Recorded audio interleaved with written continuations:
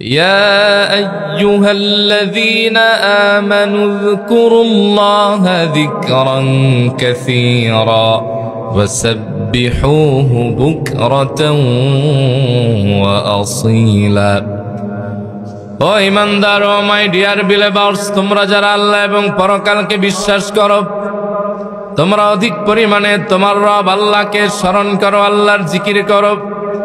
বিশেষ করে ওয়াসাব্বিহুহু বুকরাতাও ওয়া আসীলা, সকাল এবং সন্ধ্যায় তোমার রবের তাসবিহ, মহিমা, গুণগান বর্ণনা করতে থাকো। সুবহানাল্লাহ।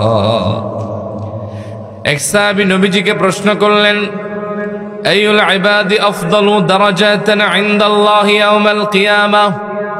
ও নবী, আমরা জানতে চাই আল্লাহ পাকের কাছে সবচেয়ে দামি বান্দাবান্দি কারা, এবং কিয়ামতের ময়দানে রোজ মাহশারে কারা বেশি সম্মানিত হবে, রেসপেক্টেড হবে? নবীজি বললেন, ক্বালায যাকিরুনাল্লাহ কাসীরা ওয়ায যাকিরাত। এই দুনিয়ায় যত জিকিরকারী বান্দাবান্দি ছিল তারাই আল্লাহর কাছে দামি এবং কিয়ামতের দিন সর্বশ্রেষ্ঠ সম্মানী হয়ে যাবে। সুবহানাল্লাহ।